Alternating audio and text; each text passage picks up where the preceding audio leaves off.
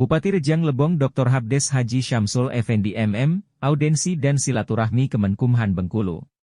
Dalam kunjungan tersebut Bupati yang didampingi, Asisten 1 Bidang Pemerintahan dan Kesejahteraan Rakyat Pranoto, SH, MSI, dan Kabag Hukum Indra Hadiwinata, menerima langsung di rumah dinas Bupati Rejang Lebong Kamis 4 Januari 2024. Dalam pertemuan di rumah dinas Bupati itu Kakanwil didampingi Kabid Pelayanan Hukum dan HAM, Dr. Andri Ansyah, ST, SH, MM, Kalapas Curup, Renaldo De Vinci Talesam, AMD, IP, SH, MH dan Kabid Hukum, Pajar Elmi, SH, MH. Kunjungan ke Rejang Lebong ini merupakan kunjungan audensi pertama yang saya laksanakan di Provinsi Bengkulu. Selain untuk bersilaturahmi, kunjungan ini juga diharapkan dapat meningkatkan sinergitas dan kolaborasi tugas dan fungsi Kanwil Kemenkumham dengan Pemda Rejang Lebong, jelas Kakanwil. Banyak hal mengemuka dalam pertemuan ini. Misalnya Bupati mengungkapkan kondisi Lapas Curup yang sudah over kapasitas. Lapas Curup ini melayani 3 kabupaten, yakni Rejang Lebong, Lebong dan Kepahyang. Sehingga, penghuninya tergolong padat. Sehingga perlu dicarikan solusinya, kata Bupati. Selain itu, Bupati juga menyampaikan potensi daerah. Mulai dari potensi pariwisata dan pertanian. Termasuk kendala dan hambatan dalam pengembangan objek wisata. Serta pengembangan dan pemasaran produk pertanian. Produk sayur-sayuran kita ini dipasarkan hingga ke Palembang dan Jakarta. Karena rentang jarak pemasaran jauh, maka kualitas sayur-sayuran kita turun ketika tiba di Pembang atau Jakarta. Sebenarnya jalan tol ini sangat membantu kelancaran dan kecepatan pemasaran produk kita ke Palembang. Tapi, wilayah kita hanya dilewati tol saja. Sedangkan pintu tol tidak ada di Rejang Lebong. Sehingga, Rejang Lebong tidak merasakan manfaat dari pembangunan jalan tol. Padahal kita sudah mengusulkan agar ada pintu tol di wilayah Rejang Lebong. Sayangnya usulan itu tidak diakomodir, kata Bupati. Selain itu, Bupati juga menyampaikan pola pengembangan sektor pariwisata alam, wisata budaya, dan wisata kuliner. Sedangkan Kakanwil mengaku siap membantu pengurusan pendaftaran kekayaan intelektual komunal. Termasuk siap membantu penerbitan paspor calon jemaah haji dan jemaah umroh. Kalau ada 25 orang calon jemaah umroh dan jemaah calon haji, kita siap menurunkan tim untuk membantu penerbitan paspor.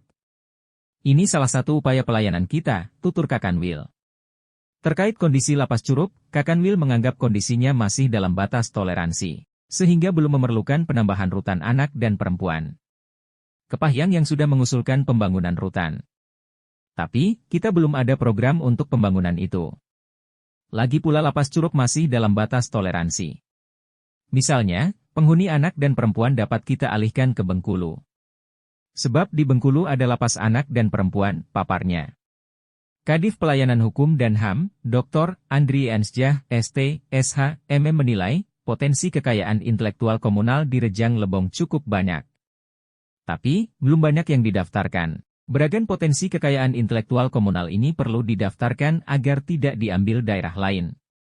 Mulai dari potensi wisata, pertanian, pariwisata dan budaya. Termasuk potensi aneka ragam kuliner. Kita siap membantu dan memfasilitasinya, ujar Andri Ansyah.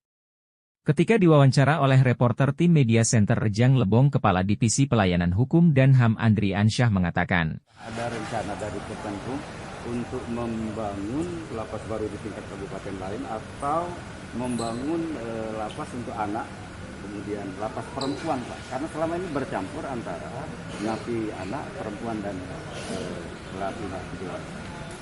Memang sementara ini kondisi seperti itu, tapi ada beberapa kabupaten kota yang sudah mengharapkan ada pembangunan. Kita tetap tiap tahun ada program pembangunan lapas, cuman skala prioritas yang sangat besar. Itu yang terlalu over kapasitas. Untuk di sini saya lihat ya over, tapi masih bisa dikendalikan. Ada informasi kabupaten di Kepahyang sudah merencanakan ada tanah, belum kita kalau sudah ada nanti juga nanti akan laporkan ke pusat nanti akan menjangan penganggaran untuk pembangunan. Kalau lapas anak, lapas itu memang setiap lapas itu harus menyediakan situasional seperti perempuan tetap disembunyikan ataupun anak tidak bergabung dengan yang lain. Itu situasional itu sudah putusan kirim ke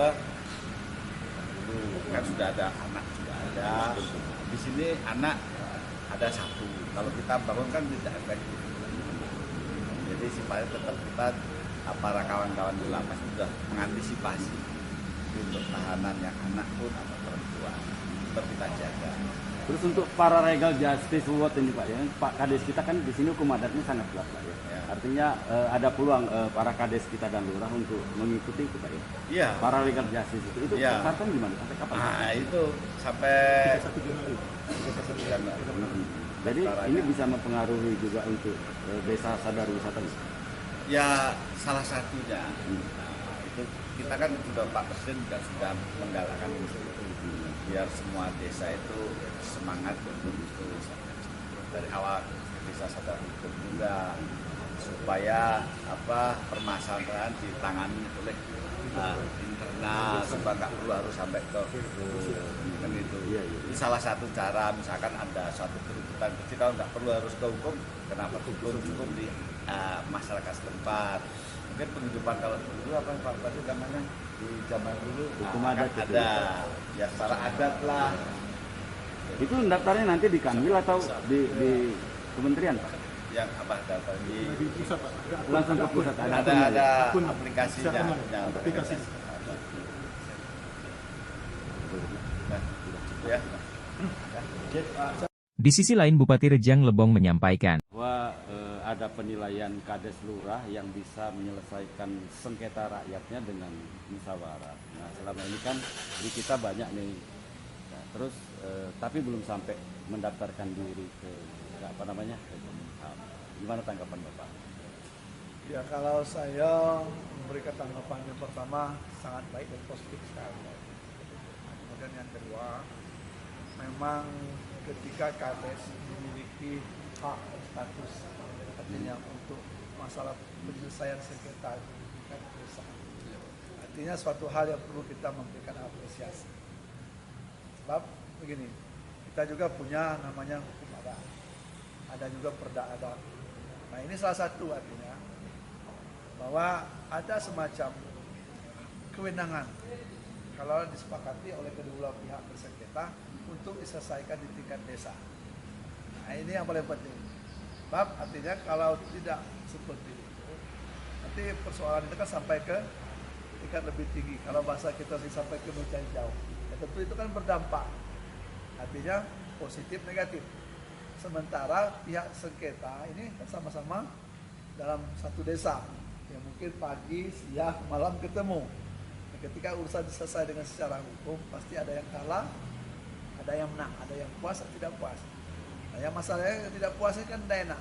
Maka saya memberikan apresiasi juga kepada desa yang artinya sudah melakukan artinya upaya penyelesaian sengketa di tingkat desa. Nah, tentu dalam waktu dekat ini kita melakukan hal yang sama kepada semua desa lah, artinya kepada desa untuk posisi ini dapat melakukan dan penerapan artinya tentang masalah hukum itu sendiri. Kemudian nanti itu juga nanti dinilai, artinya diadakan lomba Tingkat kabupaten Pak ya? tingkat desa seluruh nanti kan tingkat kabupaten. Nah, artinya ketika itu nanti keluar artinya sebagai ya, artinya yang terbaik, ya? diunggulkan dan terbaik. Itu kan nanti kan kita komunikasikan dengan pihak Kanwil Kemenkumham untuk mendapat artinya pengakuan juga supaya ada ke depan bahwa Kades kita ini artinya mulai sekarang dan seterusnya juga sudah diberikan hak otonom untuk melakukan penyelesaian sengketa yang sifatnya artinya memang dalam batas yang wajar di tingkat desa. Terus satu lagi Pak, yang untuk kekayaan intelektual ini Pak. Kalau menurut itu tadi memang belum banyak Rejang Lebong yang mendaftarkan, sementara kita banyak warisan budaya tanpa benda misalnya. Ya, kalau yang itu semestinya harus kita daftarkan. Sebab dengan perda aja atau perpup aja belum bisa kita mendapat artinya kepastian. Sebab artinya mengenai seni, budaya, adat istiadat termasuk yang tidak nyata. Artinya kan itu juga perlu kita mendapat semacam hak pengakuan. Itu milik kita. Biar tidak diambil Milik orang Jangan lain Bom. tadi Artinya, katakan gitu. supaya tidak diambil ataupun dimanfaatkan oleh ya, mungkin ya mama di luar sana artinya kan yang mengaku seperti beberapa tahun yang lalu ada seperti batik diklaim punya orang, ada juga reok Ponorogo. Dari mana reok Ponorogo? Di Jawa inisial artinya apa orang luar. Nah, artinya itu salah satu. Nah, ketika itu kita buatkan semacam pengakuan secara hukum, ya artinya tidak ada yang bisa lagi mengutak-atikkannya, termasuk misalnya tarik kejawi, umpamanya kan seperti itu. Dan itu berjung, umpamanya itu kan termasuk yang tidak abstrak kan? Ya. Artinya membentuk sairus pantun-pantun, artinya kan? Nah, itu. Bukan benar. Nah, artinya itu salah satunya. Nah, kalau itu nanti sudah mendapat legalitas hukum, nah, ya bebaslah kita yang punya. Kan ini ada biayanya Pak ya.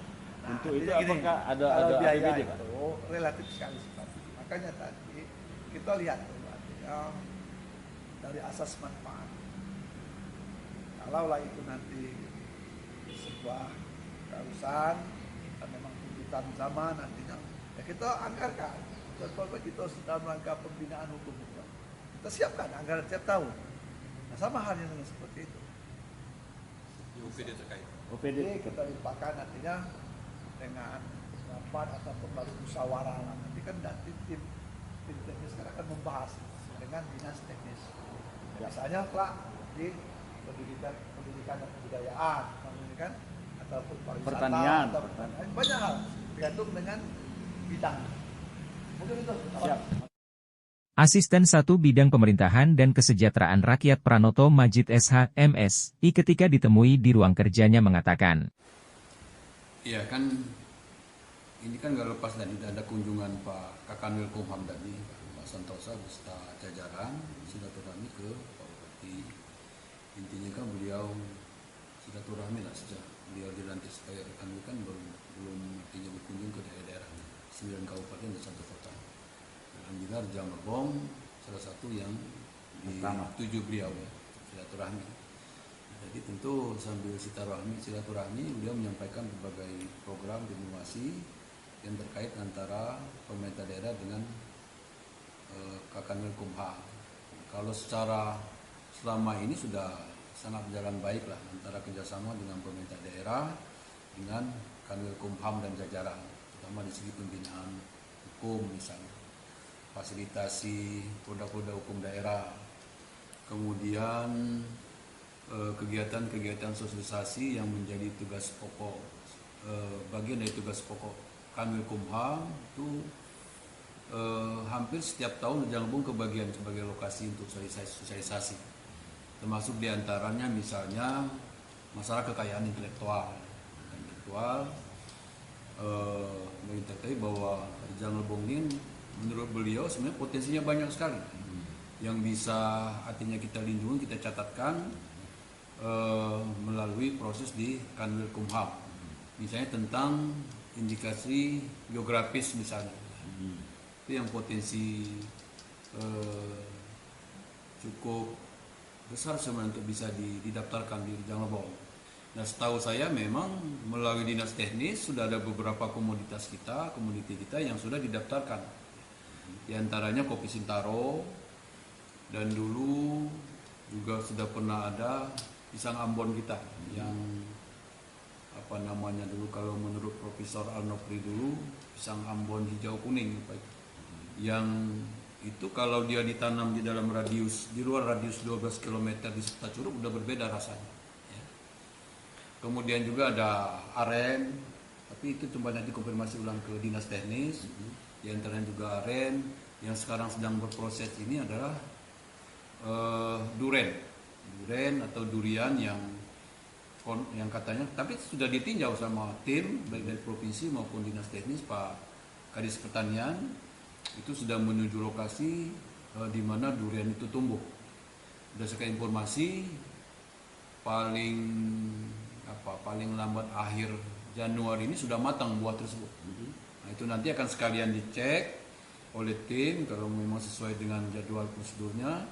Tim turun sekaligus ada acara festival durian di PUT. Jadi PUT nih Pak ya? Ya, di PUT. Nama duriannya apa Pak? Yang jelas warna durian itu merah sih. Sebenarnya mungkin tembaga yang sangat kental tembaganya mungkin. Nah, belum ada nama nih? Belum, makanya nanti kalau itu memang artinya memenuhi syarat untuk sebagai IG kita, tentu harus ada namanya nanti kan. Kalau misalnya Malaysia Musang King, duri hitam, entah yang kita nanti namanya, wah misalnya kan, Red Rafflesia. atau durian putri apa misalnya kan, benar. karena warnanya merah kan, atau princess misalnya kan, ya itu nanti kita lihat ininya. Tapi yang paling penting sudah ada potensi itu, kemudian sedang nanti pada saatnya berproses memenuhi kriteria sebagai indikasi geografis. Terus kalau yang warisan budaya tanpa benda, bukan benda ini Pak, misalnya seperti aksara. Nah ya salah satunya misalnya aksara Kagama, kemudian tari kecil. Setahu saya itu sudah dicatatkan semua. Cuma coba konfirmasi ke dinas teknis lah, dalam hal ini bidang budaya di Dikbud ya, untuk memastikannya. Nggak mungkin lah kita tidak ada perhatian ke situ.